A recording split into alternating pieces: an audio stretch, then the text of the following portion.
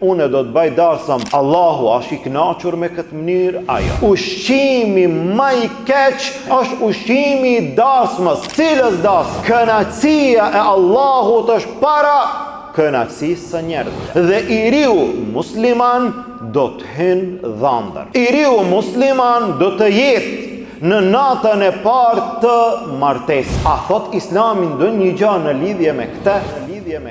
Innal hamdalillah nahmaduhu ta'ala wa nasta'inuhu wa nastaghfiruh wa na'udhu billahi min shururi anfusina wa min sayyiati a'malina.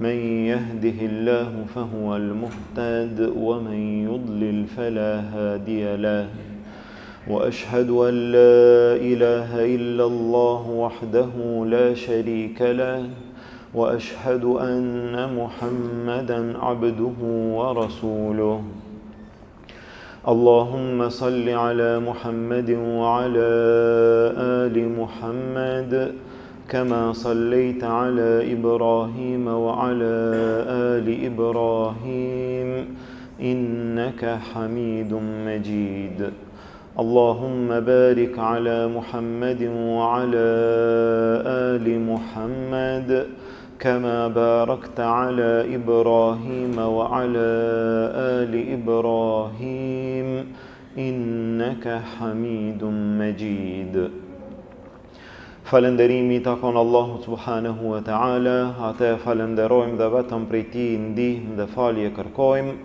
Salavatet dhe selamet tona ja dërgojmë dashurit ton Muhammedit sallallahu alaihi wasallam, familjes tij, shokëve të tij dhe gjithë atyre që e pasojnë rrugën e tij deri në ditën e gjykimit. Vëllezër të nderuar, me lejen e Allahut azza wa jall, vazhdojmë së bashku në hijen e temave të cilat janë të rëndësishme për besimtarin, janë të rëndësishme për besimtaren. Ne si musliman duhet t'i kemi parasysh, duhet t'i njohim ato, duhet t'i dim ato, duhet të mundohemi në çdo aspekt dhe në çdo gjë të jetojmë sipas urdhrave të Allahut azza wa jall, sipas porosive të Muhammedit sallallahu alaihi wasallam në kufit e fesë së Allahut azza wa jall. Jemi së bashku në kapitullin e martesës, ku kemi thënë disa fjalë në lidhje me fillimin e saj, nxitjen e Islamit në martesë, lidhje me fejesën, në lidhje me nikahun, shtyllat kryesore të nikahut, kushtet kryesore të nikahut, që nikahu të vlen, që nikahu të realizohet në atë mënyrë që kërkohet, derisa kemi arritur që pas nikahut të bëhet edhe një lloj ceremonie, të bëhet edhe një lloj manifestimi, siç është darsma në vendet tona dhe në vende tjera. Ai i cili martohet dhe ajo e cila martohet e bajnë një darsëm, qoftë ajo e madhe apo e vogël, në shenjë të lajmit që këta janë martuar dhe gjithashtu në realizim të gëzimit të tyre martesor. Darsma të cilën e nxiti pejgamberi sallallahu alaihi wasallam, i tha Abdurrahman bin Aufit radhiyallahu anhu, aulim walau bishat.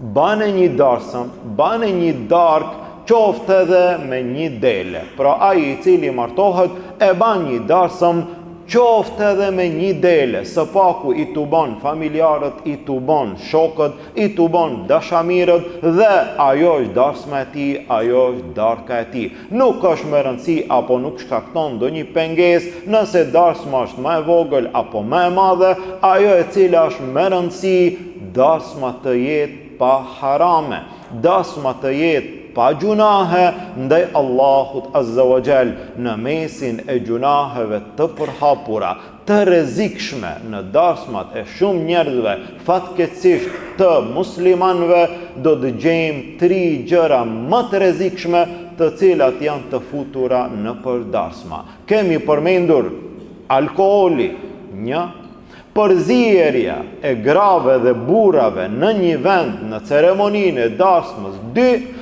dhe gjithashtu ajo e cila nuk llogaritet në mesin e njerëzve ndonjë gjë, ndërsa është prej gjunaheve ndaj Allahut azza wa jall, muzika në darsëm. Një darsëm e cila i ka këto 3 gjëra, ka harame të rrezikshme në darsëm, ndërsa në rastet të caktuara mund të ketë gabime më të vogla, mirë po janë më të lehta se sa gjunahet e përmendura. Atëherë si do ta bëjmë një darsëm? Në sa raste njerëzit thonë, po nëse nuk ka muzikë, nëse nuk ka valle, nëse nuk ka dëfrim, atëherë ajo më shumë i ngjan vdekjes se sa i ngjan darsmas. Dhe kjo është krahasimi me darsmat e atyre të cilët nuk kanë kufi të Allahut Azza wa Jall. Ai i cili ka kufi të Allahut Azza wa Jall, por atë nuk është më rëndësi as që të hyjë mbi tavolina, as që të kërcen në mesin e njerëzve, as të djersohet duke vallëzuar deri në 2 të natës, as duke e kaluar darsmën me këngëtar dhe këngëtare, por atë çështja kryesore është që kjo ceremoni të realizohet në atë mënyrë që Allahu është i kënaqur.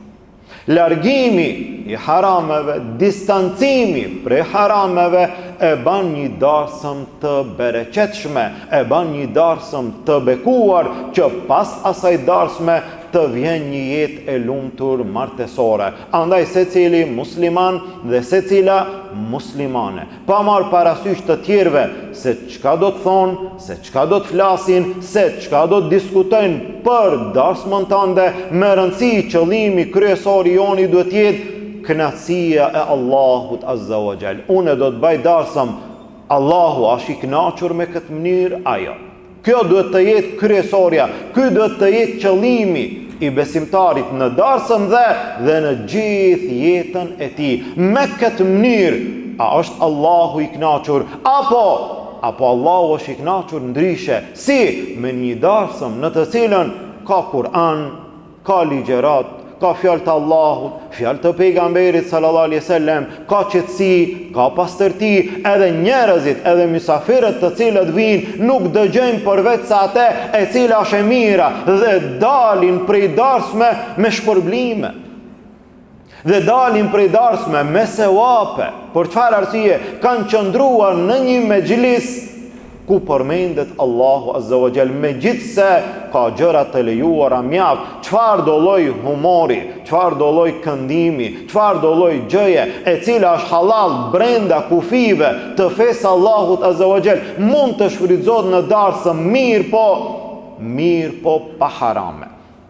Gjithashtu në darsëm është me rëndësi që besimtari të ketë kujdes dhe të ketë parasysh porosinë e pejgamberit sallallahu alaihi wasallam. Në darsëm t'i fton edhe të varfërit.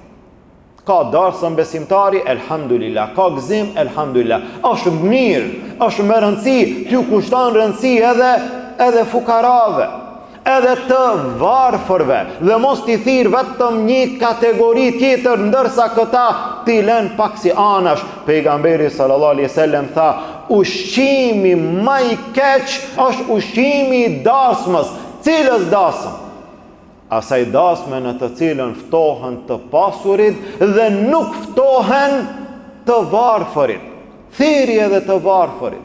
Afroj edhe ata, le ta ndjeni edhe ata një lloj gëzimi dhe një lloj bashkimi me të tjerët pa asnjë lloj dallimi. E pastaj tha, ai i cili nuk i përgjigjet ftesës së darsmës i ka bë gjuna Allahut dhe pejgamberit sallallahu alaihi wasallam. Nga ky hadith ne kuptojmë në darsëm t'i ftojmë edhe të varfërit dhe 2, nëse na thret dikush, nëse të vjen një ftesë për darsëm, atëherë ti si musliman e ki obligim ti përgjigjesh asaj. Përveç në 2 raste.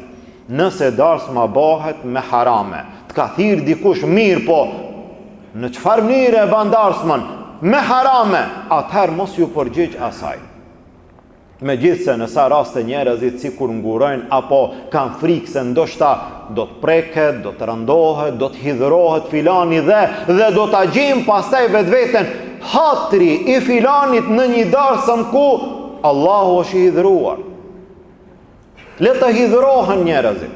Dhe njerëzit është shumë e lehtë dhe shumë e mirë. Njëherë dhe e kuptojnë për çdo herë gjatë gjithë jetës, e din që ti nuk prezanton në një darsam me harame.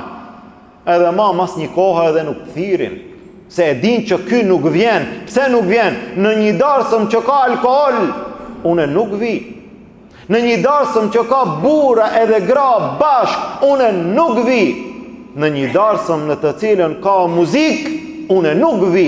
Po edhe nëse e ban darsmën një afërmi imi, një dashamiri imi, një shoki imi, një familjari imi, kënaqësia e Allahut është para kënaqësisë së njerëzve.